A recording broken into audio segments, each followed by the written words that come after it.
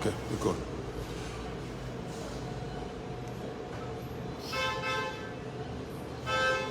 All right, you are watching live Spoon TV from Accra, Ghana. Of course, the national team of Liberia, the senior national team of Liberia, is on its way to Turkey to play a couple of friendlies, and the team is now in transit here in Ghana to pick up later on this evening. But exactly what is the national team going for to Turkey, and what should Liberians expect? Travel with the team. My name is Trojan, and of course of Spoon Communications Network. I have with me here the coach or the manager of the senior national team of Liberia, Coach Peter Butler, and we're going to be talking a few things, especially surrounding the trip to Turkey. Coach Butler, good afternoon and welcome to Spoon TV. Good afternoon. How are you doing? Okay, we okay? Coach, tell us first about the relevance, the significance of this particular friendly or the couple of friendly matches that you will be playing in Antalya, Turkey. Well, I don't think there's any relevance other than what we're trying to achieve is to give a few, probably from a two-pronged approach, maybe three. First and foremost, we want to have a look at some younger players, some new players, with a view to chat. Obviously, then there's the qualifiers for the AFCON, which have not yet been drawn, so we don't know. We predict or we presume they're going to be in June. And more importantly, it's an opportunity to bring the players for some game time. I've not had 1 minute with the players to train. I've not had 1 minute. And how is that going to affect the game in Turkey? It'll have a huge effect. A huge effect. If you don't practice together as a group, you're going to have a problem with that. But I am a great believer in improvising. That's probably one of my strengths as a coach. If you don't get game time, invariably players. There's a massive difference between European fitness, international fitness, and local domestic league fitness, and I can't emphasise that enough. But the president, Mustafa Raji, has worked tirelessly to bring these friendlies forward for us. I really appreciate that. I know it's not easy. I understand the complications and the difficulty, obviously from a financial aspect as well, because it's not cheap. So I'm very thankful for that, but obviously logistically there's always going to be problems and issues, and there's two things you can do. You can either sit and moan about it, or you can do something about it. And it is the logistic issues, of course, that is causing you a problem. You arrived here very late, of course, and today there was no arrangement made for you to have a maybe training camp or warm up with your players, and now you have to wait a day before your first game in Turkey before you can have at least a warm up. Well, Ghana's not really the best place to be if you're turning in terms of preparation, because they don't have training grounds. Unless you're going to hire one of the stadium pitches, which is very, very difficult to get. And I'm sure the Black Stars are obviously in preparation for their game. So yeah, it is difficult and it's expensive, and we're not afforded that luxury. And I think we have to be open and be pragmatic in terms of what we hope to achieve. We've had obviously some logistical issues which we'll overcome. These things are sent to try us. I'm not blaming anybody, but obviously these are things which happen. Okay, now let's look at some of the players you've called up. Some of them will be making their debut. Did you see them play? How did you arrive at, in fact, giving some of these players caught up to the national team, the senior team? Well, as most of the public in Liberia know, I probably watch more football than probably anybody. So that's your first port of call, is going out and you know, there's identification is one thing, then having the courage to actually recruit and play these young players and give them an opportunity. And the national team for a long time, and over the last 2 years, bearing in mind we haven't had a home fixture for 2.5 years. The last home fixture was Chad, and we've played 2 at home, and we've won 2 at home.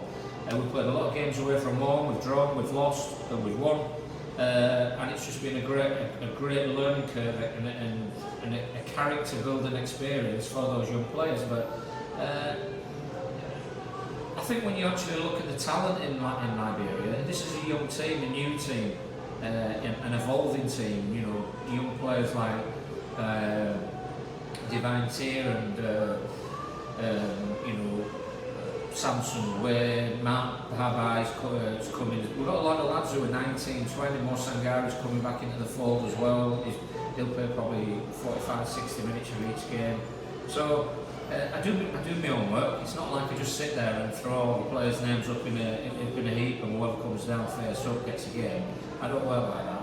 I am organised. You also called Mohamed Sharif Diallo of. I have, yes. Yes, so he played for a Serie D side in Italy. Yes, Okay, so tell us a little bit about that decision to call him ahead of other maybe players who are like in Malaysia, for example, some other players, Liberian players who are there playing. Give me a name in Malaysia. I've called Max Sherman. Is that not a player from Malaysia? Give me another one. Okay, so no. You said I've failed to. Call no, I'm asking because I'm only asking you, Coach. Facts right before you ask Okay, yeah. So I'm only asking you what some of the maybe critics or those who are critiquing the list you put up are saying. They say like you called somebody from Italy. I'm not calling from Italy. Italy is a better standard than the domestic league in Liberia. Italy is a better standard than the domestic league in Malaysia. So why wouldn't I call him? Okay. And he's in a rich vein of form. I think he scored something like 5 goals in 6-7 games. So yeah, he deserves a chance. He's Liberian, and he's obviously very, very proud to play for Liberia. So why wouldn't you give him a chance? He's something a little bit different. We've got players similar to him, like Yiba Kasaya, who's 20, coming back from injury. He's going to be a good player. Liberia needs these good young players to come and represent the country, and I could go on all day. Noah Kenner, Christian Sedi, Prince Sedi, all these young players who some of them feel like they're not ready to commit themselves to Liberia. Is it a difficult? Is it something frustrating? Because some of these players you call and they're like you say, they are not ready here to show up. I mean, does that hinder your plans? Listen, it's football. It's the way it is. It's national team job is completely different to doing a domestic job. And what you have to take into consideration and realise is players such as Noah and Chris Sedi and Daddy Niantu and all these, and Moses Nyeman and Haji Rai, all these players have aspirations to maybe play for America, play for England, and I respect that. That's their decision, and that's the decision they have to sit down with their mums and the dads and decide and come to a decision. Are they going to get an opportunity to go play for England, which is very, very unlikely, because there's that many good young kids coming in England, and thousands. So yeah, I have to sort of weigh those options up, and so far we are actually building this team. The weather's in charge. We'll have a very, very good nucleus to work with in the future. Now, the qualifiers, of course, will be kicking off this year. Of course, we today, in fact, some of the preliminary fixtures have been played. Yesterday, it started from the 21st today. There are some fixtures that have been played today. Of course, Liberia is not playing in that early preliminary rounds, but of course, before the end or the middle of this year, the preliminary qualifiers will be starting. The group that is so. With these selections that you've made, can you tell us if going forward these are the faces we're going to be seeing, or are we going to, before the qualifiers starts, see some other faces, especially the usual ones coming back on the team? you actually look at the players I've called, there's a lot of players, a lot of strikers, a lot of attacking players in those groups, in that group, and I can't wave a magic wand. All I can do is work with what's available, and I have to try and be creative and improvise. I think improvise is probably one of the best words when you're coaching Liberia. You can't, we're not blessed with like huge amounts of talent within Liberia. And I've always said, getting players to move abroad and get better coaching and better fitness and to learn about diets and rehydration, etc., is absolutely crucial. So all I can do as a coach is build a platform, a foundation for those young players, and give them an opportunity. Now, whether they're in their early 20s or whether they're 25, 26, 27, if a player is scoring goals at the domestic level and we feel that he could be an asset to Liberia, of course I'm going to consider selecting him. I think if you look back in history, Liberia traditionally has not won many games away from home, and we don't have a player who's had 20 goals over his international career. So it's time to sort of regroup and look for the next superstar to come through, and hopefully sometimes it's trial and error.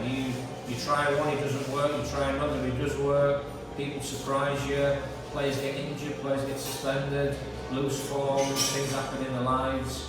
So I, as a coach, have to weigh all those options up.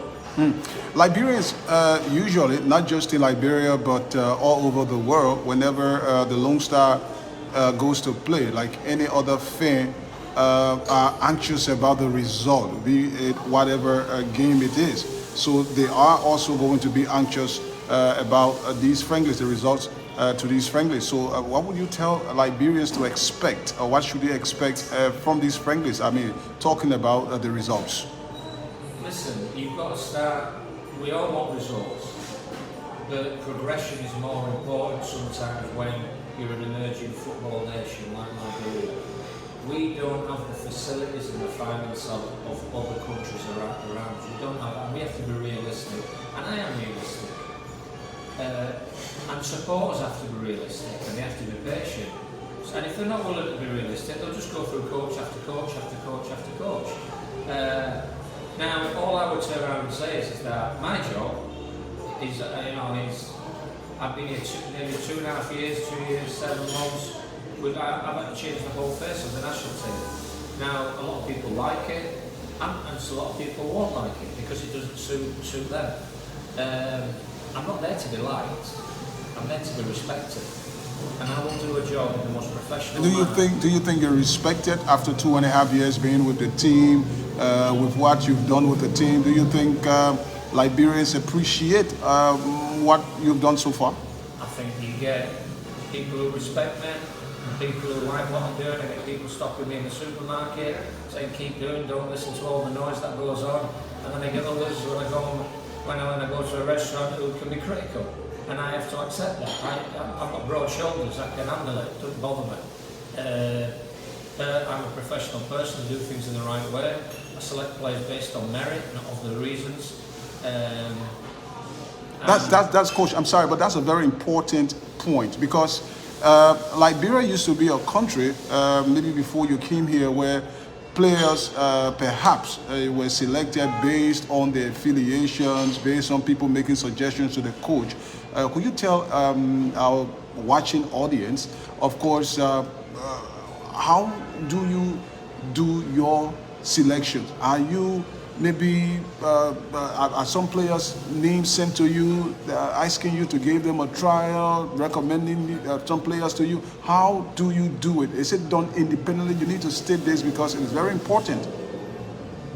I look at every single avenue and every opportunity to look at players, whether that be players recommended, whether that be players I've watched, whether that players I've spent hours and hours on YouTube and videos, and there's different sites now that I can actually go to and actually assess and watch a young player.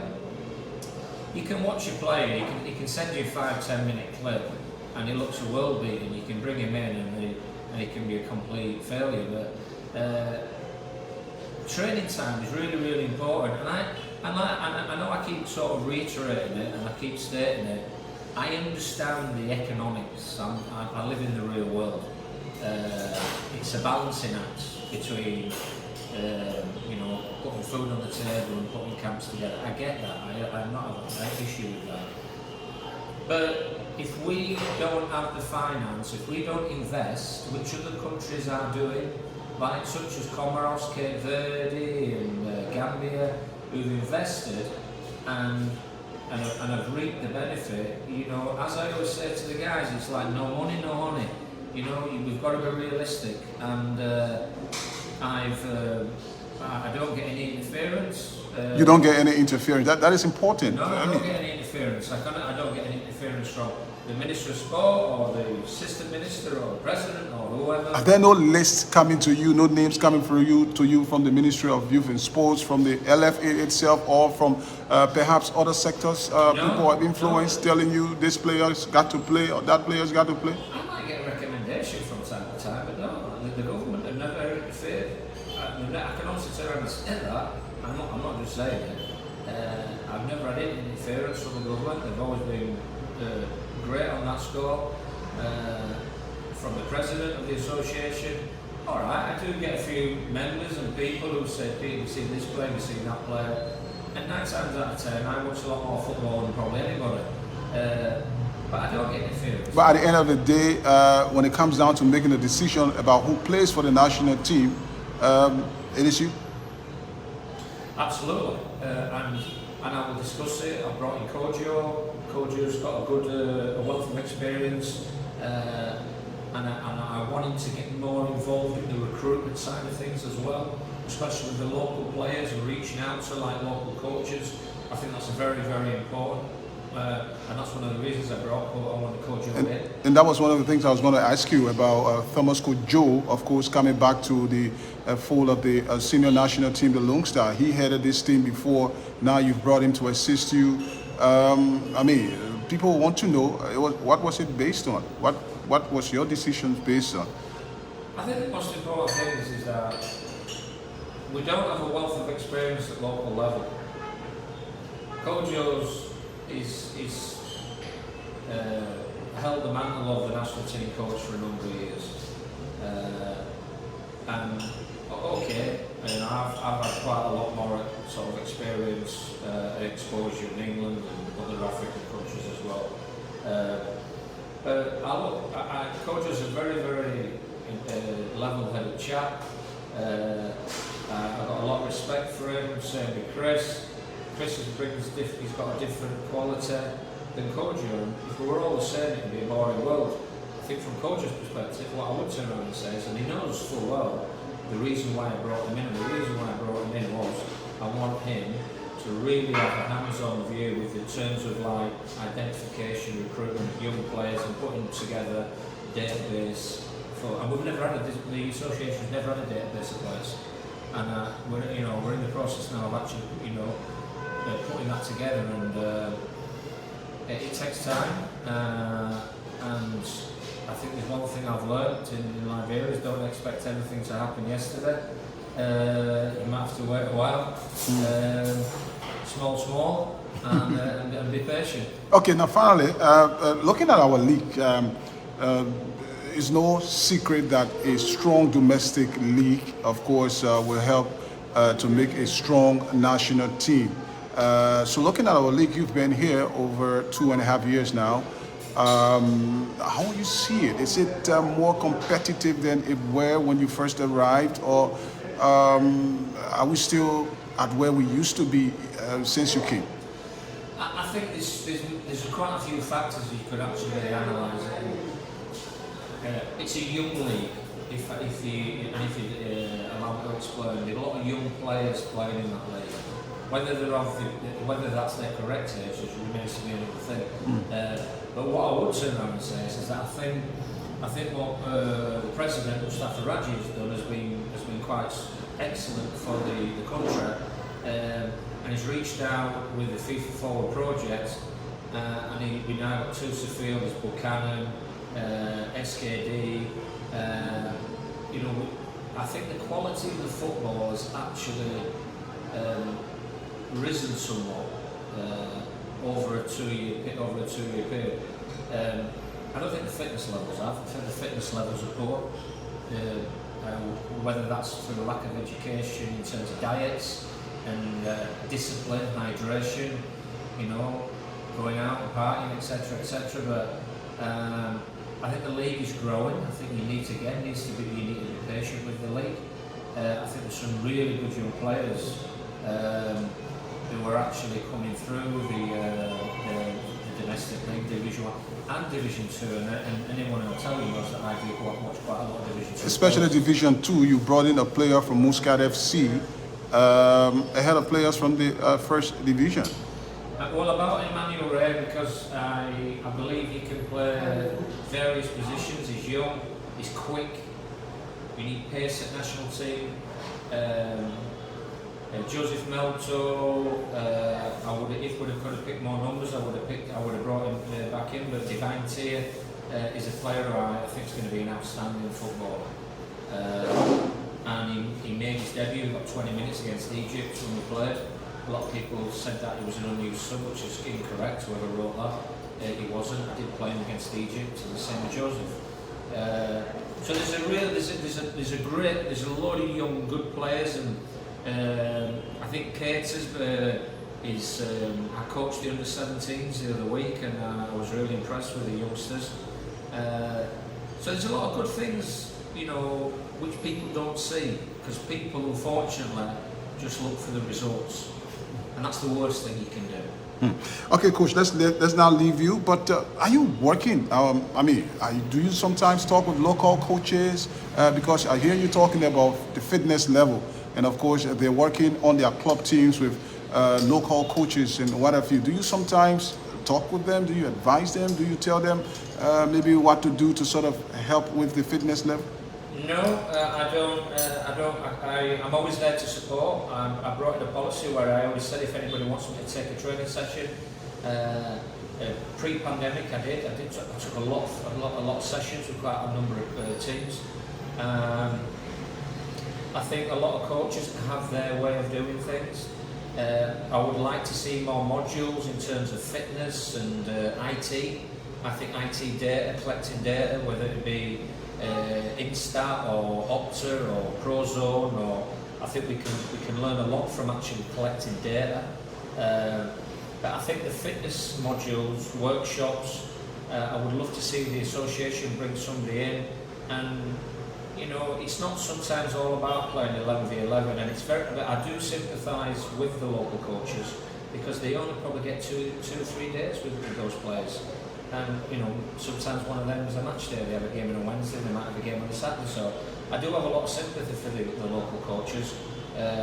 Whether they're getting the coach provision they deserve, they need, or what, that would be a decision they would have to tell you that, not me. But I'm always there to help. I'm always there to advise if they want that. And some people don't want to be advised. Some people don't want to be advised. Yeah, I found that. I found sometimes people they want to do it their way, and I've always believed that my way, my way the highway is not the way I work. I do believe in the we factor, and I think it's really important that if we actually want to move forward as a league, and we want to move forward as an international group, it's a young team. We've got to be patient, and we need more training time together as a group, especially leading up to the CHAN qualification. With the FIFA window group, you're never going to get time. I might get 2 or 3 sessions. But the CHAN group, that's where we need funding and we need help. Okay, Coach, thanks a lot for talking with Spoon TV. You're welcome, my pleasure. All right. Okay, folks, we've been in conversation with Coach Peter Butler. He is the head coach of the senior national team of Liberia. My name is Trojan. Of course, I'm traveling with the team to Turkey, Antalya, where the team will be playing 3 matches. Of course, on the 24th, the Lone Star will be first up against Benin. And then on the 27th, neighboring Sierra Leone will be the next opponent. And then finally on the 29th, it will be against Burundi. We hope to bring you all of the happenings from Turkey. But until then, my name is Trojan once more. Thanks for watching Spoon TV.